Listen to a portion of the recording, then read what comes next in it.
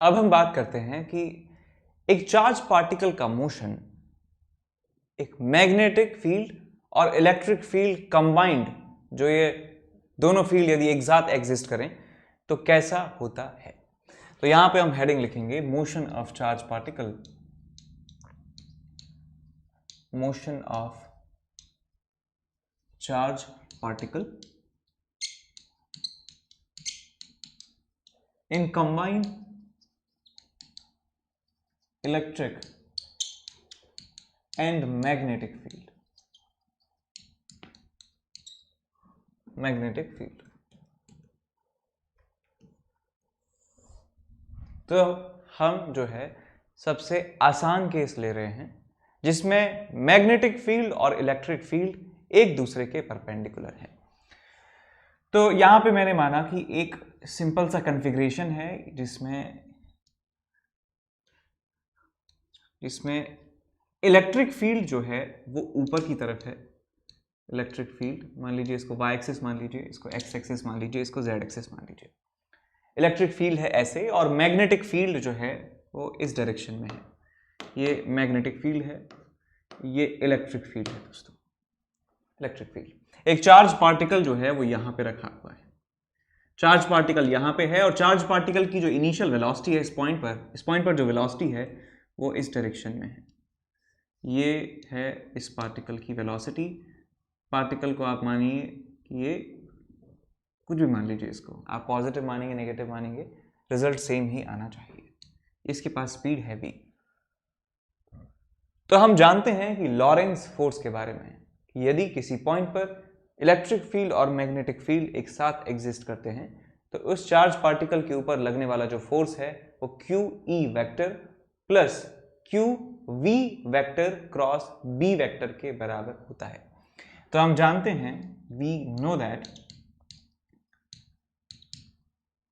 कि लॉरेंस जो फोर्स होता है, लॉरेंस फोर्स जो होता है, इसको लॉरेंस फोर्स कहते हैं, वो होता है q E vector plus q v vector cross B vector.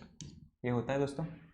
अब आप ध्यान से देखिए कि यदि मैं इलेक्ट्रिक फोर्स की बात करूं, इस चार्ज पार्टिकल पर इलेक्ट्रिक फोर्स की बात करूं,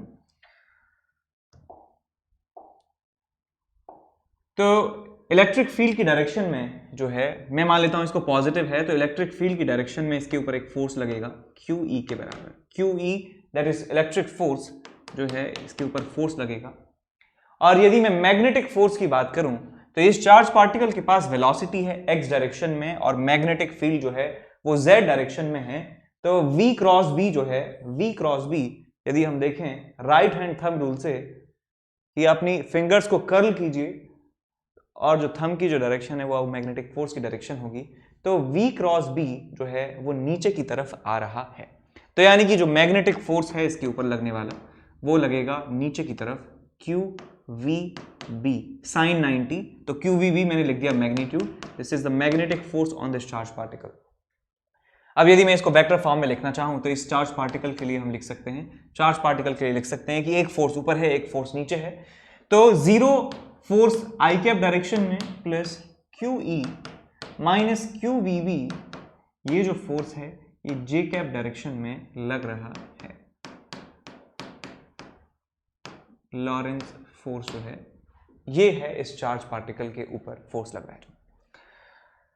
अब यदि मान लो कुछ ऐसा हो जाए, कुछ ऐसा हो जाए कि जैसे कि ये जो फोर्स है ये जीरो के बराबर हो जाए। ये फोर्स जीरो कब हो सकता है, सोचिए जरा कि ये तो पहले से ही जीरो है, एक्स कंपोनेंट जो है इस फोर्स का ऑलरेडी जीरो है, वाई कंपोनेंट जो है हमें जीरो करना है। तो हम क्या कंडीशन लगा सकते हैं इसमें, तो यहां पे मैं लिखूंगा Lorentz force F Lorentz will be equal to zero if q E जो है मैग्नीट्यूड ये बराबर हो जाए क्यू वी बी के। यदि एक दोनों एक दूसरे के बराबर हो जाए मैग्नीट्यूड में तो मैं कह सकता हूं इन दोनों का डिफरेंस क्या होगा, जीरो। दोनों का डिफरेंस क्या होगा, जीरो। इन दोनों यदि बराबर हो जाए तो क्यू से क्यू कैंसिल आउट हुआ, नॉन जीरो क्वांटिटी। तो यहां से स्पीड की वैल्यू आ जाती है ई अपॉन बी। यहां से स्पीड की वैल्यू आ जाती है ई अपॉन बी, यानी कि किसी रीजन में इलेक्ट्रिक फील्ड है, मान लीजिए कुछ वैल्यू है, और उस रीजन में मैग्नेटिक फील्ड भी एग्जिस्ट करता है बी। दोनों एक दूसरे के परपेंडिकुलर हैं, दोनों एक दूसरे के क्या हैं, परपेंडिकुलर हैं। तो इन दोनों के रेशो के बराबर यदि पार्टिकल की स्पीड हो जाएगी, यदि पार्टिकल की speed v is equal to E upon B के बराबर हो गई, कैसे भी स्पीड जो है वो जनरली हमारे हाथ में रहती है, कि हमारे मतलब जो एक्सपेरिमेंटर है उसके हाथ में रहती है, और स्पीड को यदि ई बाई बी के बराबर कर दिया जाता है इस पर्टिकुलर कन्फिग्रेशन ऑफ फील्ड्स में, तो चार्ज पार्टिकल के ऊपर जो लगने वाला फोर्स है वो जीरो के बराबर हो जाएगा। और न्यूटन्स फर्स्ट लॉ के अकॉर्डिंग आप जानते हैं यदि किसी ऑब्जेक्ट के ऊपर फोर्स नहीं लग रहा है तो वो रेस्ट पे है तो रेस्ट पे रहेगा, या वो यदि मूव कर रहा है तो वो एक ही स्ट्रेट लाइन में यूनिफॉर्म मोशन करता है, यानी कि उसका एक्सेलरेशन जीरो हो जाएगा, उसकी वेलोसिटी कांस्टेंट रहेगी और वो एक स्ट्रेट लाइन में मूव करेगा। स्ट्रेट लाइन में मूव करने का मतलब है कि अनडिफ्लेक्टेड, बिना डिफ्लेक्ट हुए वो मूव करता है। तो यहां पे मैं लिखूंगा if speed of particle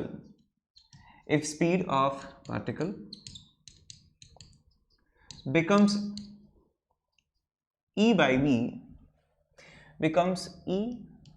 b then it experiences no force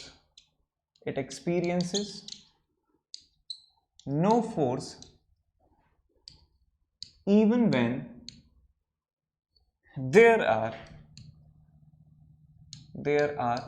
electric and magnetic field existing. Electric field and magnetic field exists electric field और मैग्नेटिक फील्ड दोनों के एग्जिस्ट होने के बावजूद भी ये इसके ऊपर जो है फोर्स लगता है जीरो के बराबर, एंड इट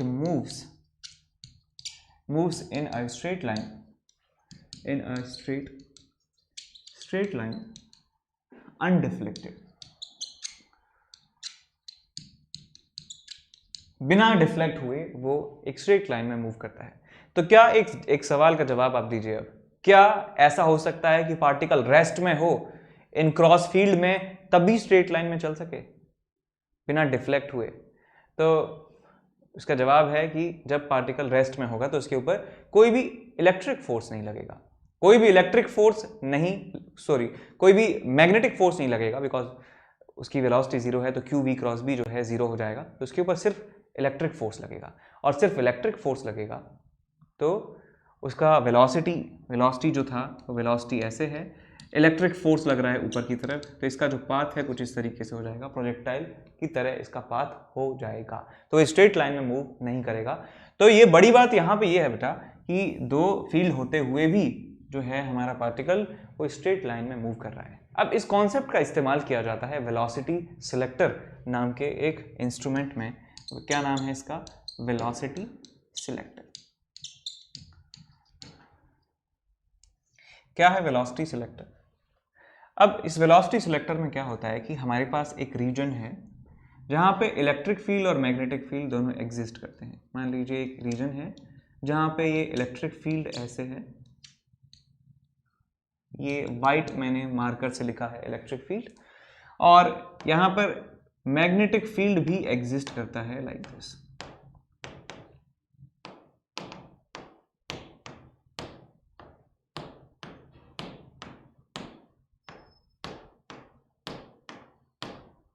मैग्नेटिक फील्ड भी यहाँ पर एग्जिस्ट करता है।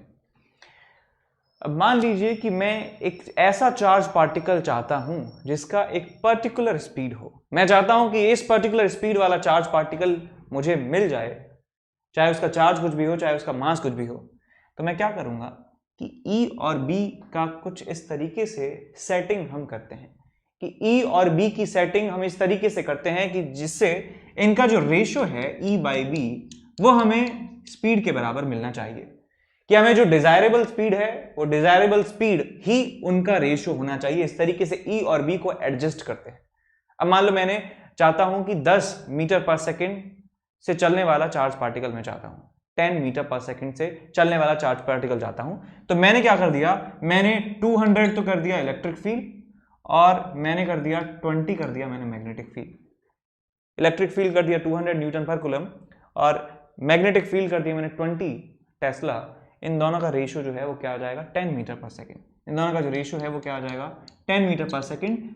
तो यदि कोई चार्ज पार्टिकल, मान लीजिए यदि कोई चार्ज पार्टिकल 10 मीटर पर सेकंड से आ रहा होगा तो क्या होगा उसके साथ कि वो बिना कोई डिफ्लेक्शन शो किए हुए, बिना कोई डिफ्लेक्शन शो करे वो चार्ज पार्टिकल जो है वो सीधा निकल जाएगा और हम यहाँ पे फूलों की माला जो है तैयार यहाँ पे रख देंगे कि आइए आपका स्वागत है, आप ही का हमें इंतजार था। तो 10 मीटर पर सेकंड वाले पार्टिकल जो है वो सीधे निकल जाएंगे बिना कोई डिफ्लेक्ट हुए।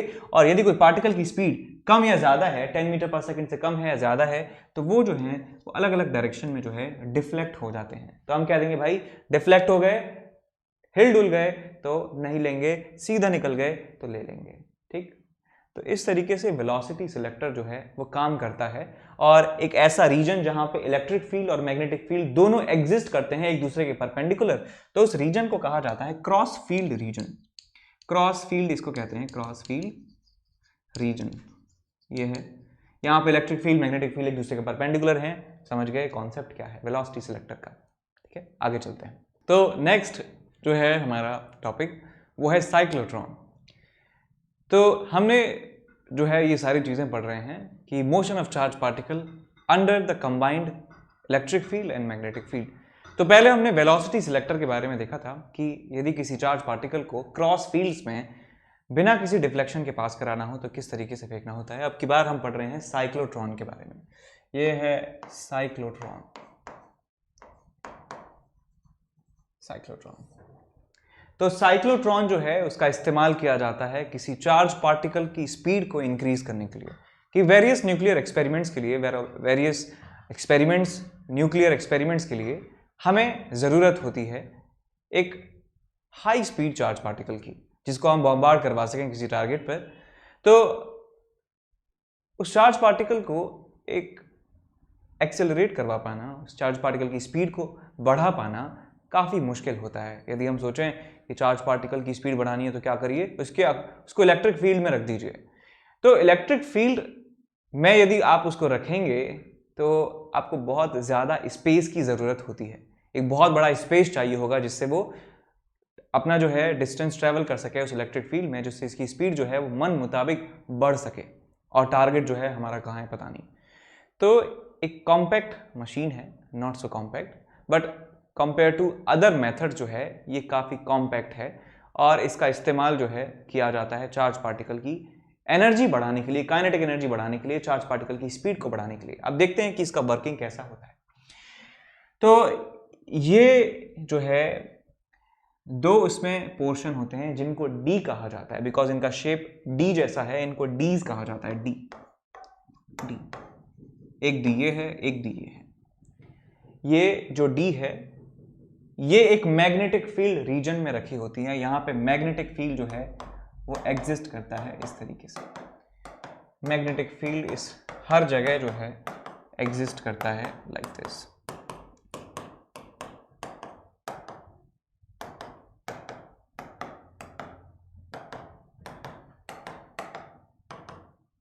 ये रहा आपका मैग्नेटिक फील्ड। और यहाँ पे एक और अरेंजमेंट होता है कि ये जो रीजन है बीच वाला, दो डीज के बीच में जो रीजन है यहाँ पर इलेक्ट्रिक फील्ड एग्जिस्ट करता है। और इलेक्ट्रिक फील्ड जो है वो कुछ इस तरीके से होता है कि उसकी डायरेक्शन जो है वो चेंज हो सकती है। तो उसके लिए यहाँ पे एक ऑसिलेटर लगाया जाता है। ऑसिलेटर का मतलब होता है बदलू, मतलब जो डायरेक्शन बदल देता है, डायरेक्शन जो है वो बदल देता है। जैसे आप कहोगे इसमें सेट कर सकते हैं कि भाई इतने टाइम के बाद डायरेक्शन फ्लिप कर दो, डायरेक्शन फ्लिप कर दो। तो मान लीजिए हमारे पास एक चार्ज पार्टिकल है, चार्ज पार्टिकल Q, और इस समय उसको हमने यहाँ पे रख दिया। मान लीजिए यहाँ रख दिया हमने चार्ज पार्टिकल को, यहाँ रख दिया। ये सेंटर है इस पूरी मशीन का। इसको हमने थोड़ा सा पुश कर दिया इस तरफ, और इस समय इलेक्ट्रिक फील्ड जो है इसमें होता है इस तरफ। इलेक्ट्रिक फील्ड होता है इस समय इस तरफ। मैंने इसको E1 नाम दे दिया। अब देखिए बेटा, इलेक्ट्रिक फील्ड इस तरफ है, ये चार्ज पार्टिकल के पास वेलोसिटी इस तरफ है, तो क्या इस चार्ज पार्टिकल पर फोर्स लगेगा? हम कहेंगे हाँ। चार्ज पार्टिकल इलेक्ट्रिक फील्ड में रखा है तो इसके ऊपर एक फोर्स लगता है। फोर्स लगता है तो इसकी स्पीड जो है वो चेंज हो जाती है, इसकी स्पीड जो है बढ़ जाती है, हम कह सकते हैं। तो चार्ज पार्टिकल भागता हुआ जाता है आगे की तरफ जो है वो भागता है, इसकी स्पीड जो है बढ़ जाती है। अब देखिए क्योंकि ये मैग्नेटिक फील्ड रीजन में आ चुका है तो इसके ऊपर एक फोर्स लगेगा क्यू वी क्रॉस बी। अब जो इलेक्ट्रिक फील्ड है सिर्फ इतने रीजन में एग्जिस्ट करता है, यहाँ पे इलेक्ट्रिक फील्ड एग्जिस्ट नहीं करता है, इन डीज के अंदर इलेक्ट्रिक फील्ड नहीं होता है। इलेक्ट्रिक फील्ड जो है जीरो होता है inside the D, inside the D. तो इस चार्ज पार्टिकल की बात करें, चार्ज पार्टिकल की वेलोसिटी ऐसे है, मैग्नेटिक फील्ड अंदर है, तो क्यू वी क्रॉस बी जो है ऊपर की तरफ फोर्स लगता है, तो इसका जो पाथ है वो सर्कुलर होगा, इसका पाथ जो है वो सर्कुलर होगा। और इस सर्कल की जो रेडियस है बेटा मैं बता सकता हूं m v upon q B के बराबर होगी। इस जो ये चार्ज पार्टिकल है ये ऐसे एक सर्कल में घूमेगा और इसकी जो रेडियस है वो m v upon q B के बराबर होती है, जिस रेडियस में घूमेगा उस रेडियस जो है m v upon q B के बराबर होती है। अब चार्ज पार्टिकल जैसे ही यहां से बाहर निकलेगा, यहां पे स्पीड इसकी v थी, मैंने मान लिया यहां पे स्पीड इसकी v1 हो जाती है, v1 स्पीड से, क्योंकि हम जानते हैं मैग्नेटिक फील्ड में इसकी स्पीड चेंज नहीं होती है, तो ये v1 स्पीड से ही बाहर निकलता है। और कितना टाइम लगेगा दोस्तों इसमें, यहां से यहां पहुंचने में कितना टाइम लगता है, तो हम कह सकते हैं कि यदि t इज इक्वल टू 0 पे चली चार्ज पार्टिकल यहां है तो t is equal to 2 pi m upon q B, ये टाइम पीरियड होता था, इसके आधे में ये जो है बाहर निकलेगा। t इज इक्वल टू 0 पे यहां था, t is equal to half of 2 pi m by q B, time पर ये यहां निकलता है, स्पीड में कोई चेंज नहीं होगा। अब ये जो टाइम आप देखिए, ये टाइम जो है ना चार्ज पे, ये जो है टाइम ये स्पीड पर डिपेंड नहीं करता है। आप चाहे कितना भी तेज आइए, कितना भी धीरे आइए, जो समय आपको लगेगा वो एक समान लगेगा, समय नहीं बदल रहा है यहाँ पर। तो हमारे पास एक एडवांटेज मिल गया कि ऑसिलेटर जो है, ऑसिलेटर से कहेंगे भाई ऑसिलेटर कि ये तू क्या करना है कि इतने टाइम के बाद अपना जो है डायरेक्शन बदल दे, डायरेक्शन फ्लिप कर दे इलेक्ट्रिक फील्ड का। तो ये कहता है ओके, ये कहता है डायरेक्शन जो मैं चेंज कर दूंगा। तो अब इलेक्ट्रिक फील्ड की डायरेक्शन पहले ऐसी थी, तो अब इलेक्ट्रिक फील्ड की डायरेक्शन को फ्लिप कर देता है, तो इलेक्ट्रिक फील्ड अब हो जाता है यहाँ पे ऐसे E2 के बराबर। अब चार्ज पार्टिकल यहां से यहां जाएगा तो इस रीजन में इलेक्ट्रिक फील्ड है तो इस पर एक इलेक्ट्रिक फोर्स लगता है Q E2 के बराबर, और चार्ज पार्टिकल जो है वो यहां से यहां इस रीजन में इसकी स्पीड बढ़ जाती है, तो यहां पे इसकी स्पीड हो जाती है V2 के बराबर, V2 के बराबर इसकी स्पीड हो जाती है। अब क्या होगा, V2 स्पीड से ये एंटर करता है और V2 जो है वो V1 से ज्यादा है। देखिए V2 जो है यहाँ पे V1 के बारे में कह सकता हूँ V1 is greater than V, और यहाँ V2 के बारे में कह सकता हूँ that V2 is greater than V1। अब बढ़ी हुई स्पीड से यदि ये घुसेगा अंदर, तो हम जानते हैं कि रेडियस का फॉर्मूला होता है mv अपॉन क्यूबी। तो यदि किसी पार्टिकल की ज्यादा है तो उसका रेडियस जो है वो भी ज्यादा होता है, यानी कि अब ये बढ़ी हुई स्पीड से घुसेगा तो रेडियस ऑफ कर्वेचर जो है, रेडियस इसके घूमने का जो है वो ज्यादा होगा। तो पहले वो इतनी ऐसे छोटे से कर्व में घुसा था, छोटे से कर्व में घूमा था, अब वो एक बड़े कर्व में घूमता है, अब वो एक बड़े कर्व में घूमता है और मैग्नेटिक फील्ड रीजन में चलने से इसकी स्पीड पर कोई असर नहीं पड़ता है, ये v2 स्पीड से ही बाहर यहां पे निकलेगा। अब v2 स्पीड से बाहर निकला, टाइम कितना लगा दोस्तों, टाइम यहां से यहां आने में कह सकता हूं अभी भी टाइम कितना लगेगा, half of 2 pi m by q B, क्योंकि टाइम पीरियड जो है वो स्पीड पर डिपेंड नहीं करता है। तो उतने टाइम के बाद ये यहां आएगा, ऑसिलेटर को पता है, पहले से सेट है कि इतने टाइम के बाद अपनी डायरेक्शन को चेंज करना है।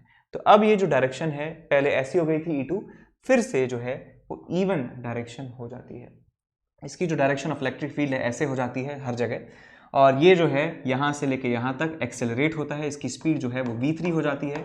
अब बढ़ी हुई स्पीड से ये पहुंचेगा, बढ़ी हुई स्पीड से पहुंचेगा तो और भी बड़ा सर्कल जो है ये बनाता है, उसके बाद ये v3 से यहाँ निकलता है, फिर उतने टाइम के बाद ये ऑसिलेटर अपना इलेक्ट्रिक फील्ड का डायरेक्शन फ्लिप कर देता है, तो v3 से यहाँ इसकी स्पीड हो जाती है v4, यहाँ से उसकी स्पीड हो जाती है v4, और v4 के बाद वो और बड़े सर्कल में घूमता है और v4 स्पीड से बाहर निकलता है, v4 से यहाँ स्पीड हो जाती है v5, और v5 स्पीड से और भी बड़े सर्कल में घूमता है, और ये एक पर्टिकुलर रेडियस पर पहुंचने के बाद जैसे जैसे इसकी रेडियस बढ़ती जाती है, इसका मतलब है इसकी स्पीड जो है वो बढ़ती जा रही है, और स्पीड बढ़ती जा रही है तो यही हम चाहते हैं अल्टीमेटली। तो एक पर्टिकुलर स्पीड पर आने पर, इस पर्टिकुलर रेडियस पर आने पर यहाँ पे एक थोड़ा सा एक ट्यूब होता है, थोड़ा सा एग्जिट होता है, तो यहाँ एग्जिट से बाहर निकल जाते हैं, और हम यही चाहते हैं कि यहाँ पे टारगेट लगा दिया, हमने अपना टारगेट लगा दिया यहाँ पे, और ये चार्ज पार्टिकल जो है इस टारगेट को हिट कर देता है। तो हमारा जो मोटिव था उसमें हम सक्सीड हो चुके हैं। हम चाहते थे कि एक चार्ज पार्टिकल को रेस्ट से छोड़ें और एक छोटी सी जगह में ही कुछ ऐसा इंस्ट्रूमेंट बनाया जाए कि हाई स्पीड वाला चार्ज पार्टिकल हमको मिले। तो ऐसे ही इन चार्ज पार्टिकल्स को ढेर सारे राउंड्स घुमाए जाते हैं, हर राउंड में इसकी रेडियस बढ़ जाती है, हर राउंड में इसकी स्पीड बढ़ जाती है और हमें डिजायरेबल स्पीड आने पर हम इसको वहां से निकाल लेते हैं। अपने आप ही निकल जाता है क्योंकि रेडियस बढ़ गई, तो यहाँ पर छेद बना दिया, छेद में से बाहर निकल जाता है हमारा चार्ज पार्टिकल। ठीक बात, ये है हमारा साइक्लोट्रॉन का वर्किंग। अब इसमें आप सब लोग जो है सारी बातें जो है याद रखेंगे कि ये जो ऑसिलेटर है ये इतने टाइम के बाद अपना डायरेक्शन चेंज करता है। इलेक्ट्रिक फील्ड सिर्फ इस मिडिल रीजन में रहता है, इस अंदर वाली डीज में इलेक्ट्रिक फील्ड नहीं होता है, क्योंकि आपने प्रॉपर्टी पढ़ी होगी कंडक्टर की कि कैविटी के अंदर जो है वो इलेक्ट्रिक फील्ड बाहर वाला अफेक्ट नहीं करता है। तो ये इलेक्ट्रिक फील्ड अंदर जो है कैविटी के अंदर वो अफेक्ट नहीं करता है, ये मेटल से बना होता है, कंडक्टर से बना होता है। और मैग्नेटिक फील्ड रीजन में चलने पर स्पीड में कोई चेंज नहीं आता है, स्पीड बढ़ाते हैं तो रेडियस बढ़ता है, टाइम जो है वो स्पीड पर डिपेंड नहीं करता है। ये सारी बात आप दिमाग में रखें। ठीक है, आगे चलते हैं इसमें। तो एक पर्टिकुलर साइक्लोट्रॉन के लिए एक रेडियस की वैल्यू होती है कि जिस रेडियस से ज़्यादा होने पर या रेडियस उस वैल्यू तक पहुंचने तक, उस चार्ज पार्टिकल का रेडियस उस वैल्यू तक पहुंचने पर वो एग्जिट हो जाता है। यानी रेडियस की वैल्यू यहाँ पर फिक्स्ड है कि एग्जिट तभी होगा जब उस पर्टिकुलर रेडियस तक पहुंच जाएगा। तो यहाँ पे मैं लिख सकता हूँ बिकॉज रेडियस जो है वो क्या है, mv/qv। तो यहाँ पे मैं कह सकता हूं कि उस एग्जिट से निकलने के लिए एक पर्टिकुलर रेडियस का होना जरूरी है। तो इस पर्टिकुलर रेडियस पे यदि पहुंचेगा हमारा चार्ज पार्टिकल तो उसकी स्पीड होने वाली है qBr/m। और यदि मैं बात करूं काइनेटिक एनर्जी की, काइनेटिक एनर्जी ऑफ जो चार्ज है, charge which is exiting now, charge on exit is equal to half charge उस मास उस चार्ज का इंटू स्पीड का स्क्वायर। तो यहाँ आपको मिल जाएगा half into mass m into speed का square which is q square b square r square divided by m square.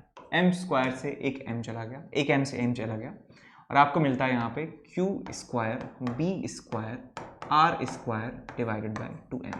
ये काइनेटिक एनर्जी होती है उस चार्ज पार्टिकल की जो इजेक्ट होता है उस साइक्लोट्रॉन में से, जो एग्जिट होता है उस साइक्लोट्रॉन से। ये काइनेटिक एनर्जी का फॉर्मूला हमें मिलता है।